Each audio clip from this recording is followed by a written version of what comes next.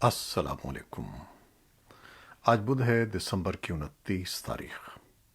پاکستان میں سر شام کے 7، بھارت میں 7:30، اور یہاں ہمارے اسٹوڈیوز کی گھڑیوں میں صبح کے 9 بج رہے ہیں۔ وائس آف امریکہ واشنگٹن کی اردو سروس سے میں ہوں خالد حمید، خبروں کے ایک بلیٹن کے ساتھ۔ پاکستان کے مرکزی بینک کے کئی سخت اقدامات اور قانون نافذ کرنے والے اداروں کی کرنسی کے لین دین کا غیر قانونی کاروبار کرنے والوں کے خلاف کارروائی کے باوجود بھی پاکستانی روپے کی قدر مسلسل کم ہو رہی ہے۔ وفاقی تحقیقاتی ادارے FIA نے مختلف شہروں میں کارروائیاں کرتے ہوئے کرنسی کے قانونی لین دین میں ملوث 100 سے زائد افراد کو گرفتار کیا ہے۔ ان افراد سے بڑی مالیت کی غیر ملکی کرنسی بھی ضبط کی گئی ہے۔ کرنسی کے کاروبار سے جڑے ہوئے افراد کے مطابق روپے کی قدر میں مسلسل کمی کی وجہ معاشی پالیسیوں میں تسلسل کا فقدان ہے۔ ماہرین کا کہنا ہے کہ افغانستان اور پاکستان کے درمیان تجارت کو بینکنگ چینلز کے تحت لانا ہوگا جو اسمگلنگ، حوالہ اور ہنڈی کی نظر ہو رہی ہیں۔ ٹرانزٹ ریٹ کے ذریعے ڈیوٹی فری مال پاکستان کے راستے افغانستان منگوایا جاتا ہے اور پھر وہی مال اسمگلنگ کے ذریعے پاکستان پہنچتا ہے۔ یوں ملک میں ڈیوٹی اور ایکسچینج ریٹ دونوں کا ہی نقصان ہو رہا ہے۔ بعض معاشی ماہرین کے مطابق ایکسچینج ریٹ پالیسی میں اس مقصد کے لیے بڑی اصلاحات لانا ہوں گی۔ ترک وزیر خارجہ مولود چاوشوغلو نے کہا ہے کہ اس ماہ کے اوائل میں دوحہ میں مفاہمت کی یادداشت پر دستخط کیے گئے، جس میں کابل سمیت 4 دیگر ہوائی اڈوں کے انتظام کا معاملہ ضبط تحریر میں لایا گیا۔ اہلکاروں کے حوالے سے موصول ہونے والی اطلاعات کے مطابق ترکی اور قطر کی نجی کمپنیوں نے افغانستان کے 5 ہوائی اڈوں کا انتظام مشترکہ طور پر چلانے کی ذمہ داری لینے پر اتفاق کیا ہے، تاہم وہ ابھی تک طالبان کی جانب سے حتمی سمجھوتہ طے ہونے کے منتظر ہیں۔ سمجھوتے سے متعلق قیاس آرائیوں پر ایک سوال کے جواب میں افغان شہری ہوابازی کی وزارت کے ترجمان امام الدین احمدی نے منگل کے روز ایجنسی فرانس پریس کو بتایا کہ ابھی کسی سمجھوتے پر دستخط نہیں ہوئے ہیں۔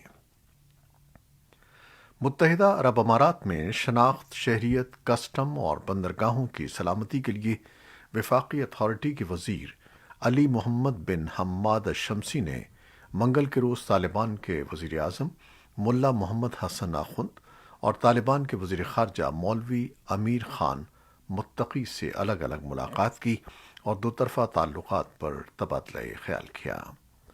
وزارت خارجہ کے ترجمان عبدالقہار بلخی نے کہا کہ ملاقات میں الشمسی نے کہا کہ افغانستان اور متحدہ عرب امارات کے درمیان اقتصادی، تعلیمی، تکنیکی اور زرعی شعبوں میں تعاون اور سرمایہ کاری بدستور قائم ہے۔ وزیر متقی نے ان کی مدد پر ان کا شکریہ ادا کرتے ہوئے اسے جاری رکھنے پر زور دیا۔ انہوں نے کہا کہ طالبان حکومت متحدہ عرب امارات سمیت تمام دنیا کے ممالک کے ساتھ جامع مثبت تعلقات کی خواہاں ہے۔ طالبان کا کہنا ہے کہ متحدہ عرب امارات کے حکام نے ملا حسن آخوند کو بتایا کہ ان کا ملک قندھار اور ہلمند کی خشک بندرگاہوں میں سرمایہ کاری میں دلچسپی رکھتا ہے۔ افغان خواتین نے بدھ کو کابل میں احتجاجی مظاہرہ کرتے ہوئے افغانستان بینک کے منجمد افغان فنڈز کے اجراء کا مطالبہ کیا۔ انہوں نے بین الاقوامی برادری سے افغان عوام کی مدد کرنے کو کہا کیونکہ قوم کو معاشی بحران کا سامنا ہے اور بہت سے لوگ خوراک کی کمی کا شکار ہیں۔ احتجاج پرامن طور پر ختم کر دیا گیا۔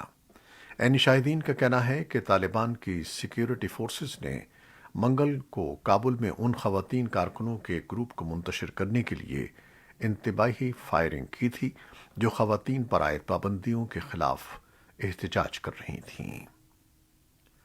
خیبر پختونخوا میں بجلی کے طویل دورانیے کی لوڈ شیڈنگ اور گیس کے کم پریشر سے تنگ آنے پر جنوبی ضلع لکی مروت کی درجنوں خواتین نے سڑکوں پر آ کر مظاہرہ کیا اور سڑکوں کو ہر قسم کی آمد رفت کے لیے 5 گھنٹوں تک بند رکھا۔ خواتین کے احتجاجی مظاہرے میں لاری اڈے کی مسجد کے خطیب مولانا گل امام نے اپنے خطاب میں حکومت پر کڑی تنقید کی۔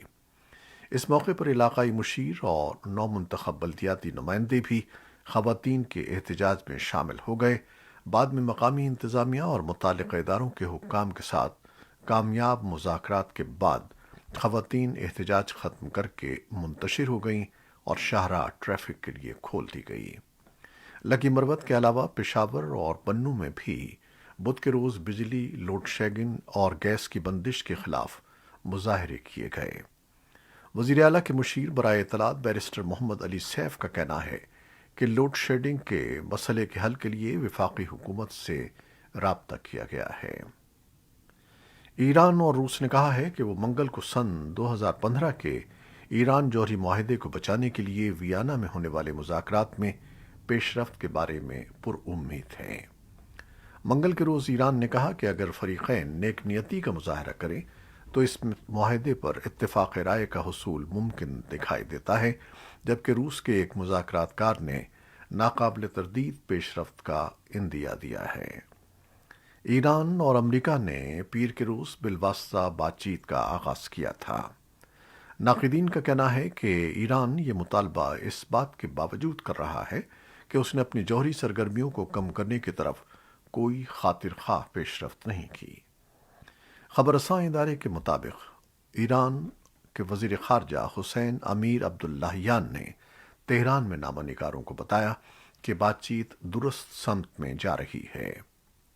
دریں اثنا ایرانی میڈیا نے منگل کے روز کہا کہ ایران کے صدر رئیسی سن 2022 کے اوائل میں صدر ولادیمیر پوٹن کی دعوت پر روس کا دورہ کریں گے۔ امریکہ اور روس جوہری ہتھیاروں کے کنٹرول اور روس یوکرین کی سرحد پر کشیدگی کے بارے میں جنوری میں بات چیت کریں گے۔ وائٹ ہاؤس کی قومی سلامتی کونسل کے ترجمان نے صحافیوں کو بتایا کہ دونوں فریق 10 جنوری کو ملاقات کر رہے ہیں، جس کے بعد 12 جنوری کو روس نیٹو مذاکرات ہوں گے اور 13 جنوری کو روس، امریکہ اور یورپ میں سلامتی اور تعاون تنظیم کے دیگر ارکان کے ساتھ ملاقات ہوگی۔ یوکرین کے خارجہ امور کے وزیر دمیترو کوئلیبا نے ایک ٹویٹ میں یوکرین کی طرف سے مذاکرات کی حمایت اور شرکت کی خواہش کا اظہار کیا۔ ان کا کہنا تھا کہ ہم امریکہ، یورپی یونین اور نیٹو کے روس سے بات چیت کی حمایت کرتے ہیں، بشرطے کہ بنیادی موضوع بین الاقوامی مسلح تنازع یعنی یوکرین کے خلاف روس جنگ کا خاتمہ ہو۔ کورونا سے متعلق خبریں۔ امریکہ کے وبائی امراض کے اعلیٰ ترین ماہر ڈاکٹر اینتھونی فاؤچی نے پیر کے روز کہا ہے کہ اندرون ملک ہوائی سفر کے لیے ویکسین لگوانا ایک لازمی ضرورت ہے، جبکہ 2 سال اور اس سے زیادہ عمر کے افراد کے لیے چہرے کا ماسک پہننا پہلے ہی لازمی ہے۔ فاؤچی نے MSNBC چینل سے بات کرتے ہوئے کہا کہ جب آپ اندرون ملک فضائی سفر کے لیے ویکسین لگوانے کو لازمی قرار دیتے ہیں تو اس سے زیادہ لوگوں کو ویکسین لگوانے کی ترغیب ملتی ہے۔ ان کا کہنا تھا کہ اس تجویز پر سنجیدگی سے غور کرنا چاہیے۔ صدر جو بائیڈن نے گورنرز کے ساتھ ورچوئل میٹنگ کے دوران ان ریاستوں کے لیے وفاقی حکومت کی جانب سے مکمل حمایت کا وعدہ کیا جہاں کورونا کا نیا ویرینٹ اومیکرون تیزی سے پھیل رہا ہے۔ اس اضافے کی ایک وجہ کرسمس اور تعطیلات کے دوران لوگوں کا بڑی تعداد میں اپنے گھروں سے نکلنا اور ملاقاتیں کرنا ہے۔ صدر بائیڈن نے وائرس پر قابو پانے کی اپنی کوششوں کی مہم میں کہا ہے کہ ان کی انتظامیہ ملک بھر میں کورونا ٹیسٹنگ کے مراکز کی تعداد میں اضافہ کرنے کے ساتھ ساتھ لوگوں کو اپنے گھروں پر ٹیسٹنگ کی سہولت کے لیے 50 کروڑ ٹیسٹنگ کٹس مفت فراہم کرے گی۔ بیماریوں کے کنٹرول اور روک تھام کے وفاقی مراکز CDC کے اعداد و شمار کے مطابق 5 سال سے زیادہ عمر کے امریکیوں میں سے جن کی تعداد 24 کروڑ سے زیادہ ہے اور وہ ویکسین لگوانے کے اہل ہیں، تقریباً 77% نے کورونا سے بچاؤ کی ویکسین کا کم از کم ایک ٹیکہ لگوایا ہے۔ بائیڈن انتظامیہ زیادہ امریکیوں کو ویکسین لگوانے کے لیے کئی منصوبوں پر عمل کر رہی ہے، جن میں سے ایک وفاقی کارکنوں، وفاقی کانٹریکٹرز اور صحت کے شعبے سے وابستہ افراد کے لیے ویکسین لگوانے کی شرط بھی ہے۔ اس کے علاوہ 100 یا اس سے زیادہ ملازمین رکھنے والے اداروں کے لیے بھی ضروری ہے کہ وہ اپنے کارکنوں کو ویکسین لگوائیں یا کورونا ٹیسٹنگ کے تقاضے پورے کریں۔ ویکسین لگوانے کے اس حکم کو سپریم کورٹ میں چیلنج کیا جا چکا ہے، جس کی سماعت 7 جنوری سے شروع ہو رہی ہے۔ نیو یارک سٹی کونسل میں حلف برداری میں سرمئی رنگ کی ساڑی میں ملبوس، قرآن ہاتھ میں تھامے 30 سالہ شاہانہ حنیف ہی تھیں جو اس کونسل کی تاریخ میں پہلی مسلمان رکن منتخب ہوئی ہیں۔ شاہانہ حنیف نہ صرف نیو یارک سٹی کونسل کی پہلی مسلمان رکن ہیں بلکہ یہاں تک پہنچنے والی پہلی جنوبی ایشیائی نژاد خاتون بھی ہیں۔ شاہانہ حنیف نے اپنی انتخابی مہم کے دوران اپنی مذہبی اور نسلی شناخت کو نظر انداز کرنے کے بجائے اسے مزید نکھارا۔ بروکلن میں پلی بڑی شاہانہ حنیف کو وومن اینڈ جینڈر اسٹڈیز کی ڈگری نے ایسی قوت بخشی کہ وہ خواتین، نچلے طبقوں، مذہبی اقلیتوں اور تارکین کی پرزور آواز بن گئیں۔ شاہانہ حنیف کا نہ صرف ہمیشہ مقامی مسجد سے تعلق مضبوط رہا بلکہ وہ اپنی بنگلہ دیشی جڑوں سے بھی جڑی رہیں۔ امریکی حکام کا کہنا ہے کہ ایک مسلح شخص نے ڈینور کے علاقے میں کئی مقامات پر فائرنگ کر کے جان لیوا حملہ کیا اور اس نے کم از کم 6 افراد کو ہدف بنایا۔ پولیس کا کہنا ہے کہ پیر کو ہونے والی فائرنگ میں مشتبہ شخص نے 5 افراد کو ہلاک کر دیا، جن میں ایک خاتون بھی شامل ہے جو منگل کو زخموں کی تاب نہ لاتے ہوئے چل بسیں۔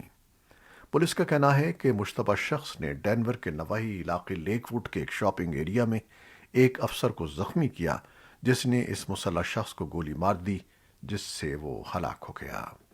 پولیس نے منگل کو اس شخص کی شناخت 47 سالہ لینڈن جیمز کے طور پر کی ہے۔ ان کا کہنا ہے کہ میکلوڈ قانون نافذ کرنے والے اداروں کی نظر میں تھا اور وہ متاثرین میں سے کچھ کو پہلے سے جانتا تھا۔ پولیس نے یہ نہیں بتایا کہ اس سے پہلے اس کی تفتیش کس لیے کی گئی تھی، لیکن یہ بتایا کہ اس پر کوئی الزام عائد نہیں کیا گیا تھا۔ سوڈانی حکام کا کہنا ہے کہ مغربی کردفان صوبے میں سونے کی ایک ناکارہ کان منہدم ہونے سے کم از کم 38 افراد ہلاک ہو گئے ہیں۔ ملک میں کان کنی کی سرکاری کمپنی نے ایک بیان میں کہا کہ بند اور غیر فعال کان کے گرنے کا واقعہ منگل کو دارالحکومت خرطوم سے 700 کلومیٹر جنوب میں واقع ایک گاؤں میں پیش آیا۔ امریکی سینٹ کے ایک سابق اکثریتی رہنما اور نیواڈا کے سب سے طویل عرصے تک کانگریس کے رکن رہنے والے ہیری ریڈ ہینڈرسن میں اپنی رہائش گاہ پر انتقال کر گئے۔ ڈیموکریٹ پارٹی سے تعلق رکھنے والے سینیٹر ریڈ کی عمر 82 برس تھی۔ لینڈرا ریڈ کہتی ہیں کہ ان کے شوہر لبلبے کے سرطان کا 4 سال سے مقابلہ کرنے کے بعد منگل کو انتقال کر گئے۔ کانگریس میں انہیں سمجھوتے کرانے کے لیے انتہائی مؤثر رکن کے طور پر تسلیم کیا جاتا تھا۔ یہ تھیں وہ خبریں جو فیس بک لائیو پر ہم نے آپ کے لیے پیش کیں۔ ہماری ویب سائٹ، یوٹیوب اور پوڈ کاسٹ پر یہ بلیٹن پوسٹ کر دیا جاتا ہے، جسے آپ بعد میں بھی دیکھ سکتے ہیں اور سن سکتے ہیں۔ اس بلیٹن کو شیئر کرنا نہ بھولیے گا۔ خالد حمید اب اجازت چاہتا ہے۔ اللہ حافظ۔